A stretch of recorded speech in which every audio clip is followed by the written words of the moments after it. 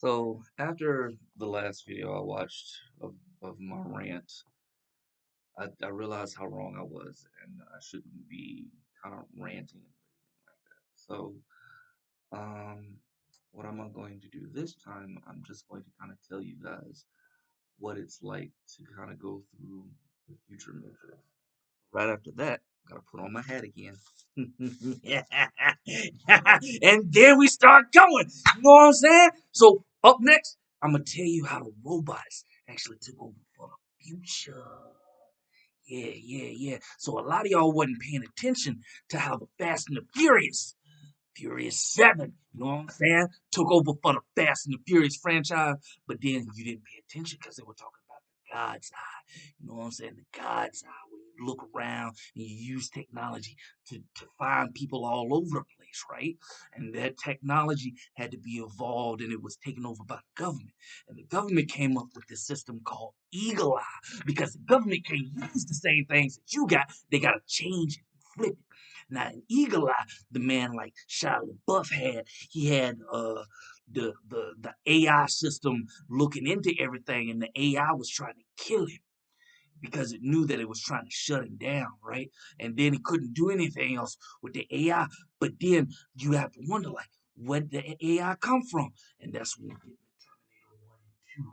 We're getting to the rest of the Terminators in a minute, but Terminator 1 and 2 is where the AI process came in. That's how Skynet got built. And when Skynet got built, like, it started making, like, small changes to stuff, but it couldn't do it outright because it was still learning. It was still new. It was still in its infancy. It didn't know how to connect all the dots, right? But then, right after that, it was our robot.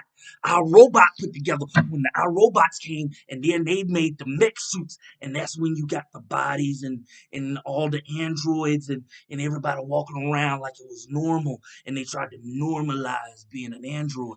But then you got to come up into to the next part when you came up into the Animatrix. You had to watch the Animatrix. The Animatrix is when everybody was starting to get the backstory of why the robots started to rebel. All the androids had like a free thinking mind, and humans were like getting mad because they were taking our jobs and they couldn't feed their families. So everybody started beating up the robots, and the robots were like, "Yo, this can't happen. They gotta get out. They gotta let us be. We want to be free." So our robots started taking over everybody's house and domicile, and that's when the war started. And the war started, they had to put in the screamers. I don't know if y'all remember, but the screamers from the 1990s, that was when they put the buzzsaw little machines in the ground, and you couldn't walk outside without hearing the screaming sound because it would jump up and attack you. But the screamers also looked like humans, so they were the androids too, and they were trying to learn and figure out how to wipe out the human spirit. But the U.S. military was hyped to it, right? And they were trying to figure out, okay, well, what if we just figured out what we can do? So in 2016, they came out with a movie called Kill Command. Kill Command is when they put the robots on an island and they did some training demos, but they gave the robots a little too much intelligence. So the robots started coming up with their own ideas of how to make things work and how to mash things around. And then it was all about the robot. And that's when the robots started taking on military practitioner savings, and that's when the Terminator Salvation came. Okay, wait a minute. Side note: Terminator Salvation was not the best movie, but it works for my theory. Okay, so we in the full blown war where the humans are taking out everybody, and the fights in full blown mode. But then here it comes. This is where everything goes sideways. Humans start being batteries in the Matrix. They couldn't figure out how to do it with the Matrix series, so they started making everybody fight inside the Matrix and outside the Matrix while the war was going on at the same time.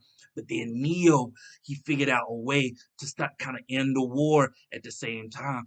But the humans, they wasn't gonna let that happen. So they left the planet for a while, and that's when Extinction 2018 came about, and that's when the robots forgot that the humans even existed.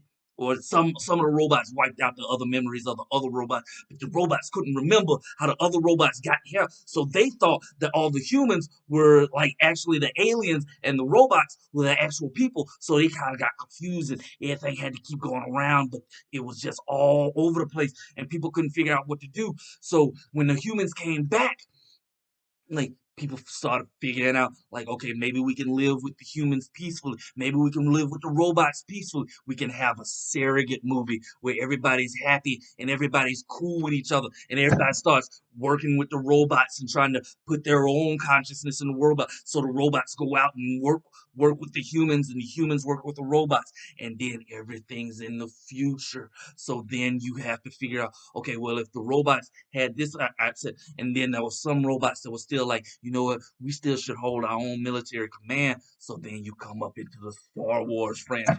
And the Star Wars franchise, you notice all the robots. You never saw a robot being built. Or maybe you did. But you never saw the robots like actually having to interact with somebody being uh, controlling the robots and telling the robots what to do. All the robots thought on their own, and that's how the Fast and the Furious franchise started Star Wars. That's what I'm saying to you.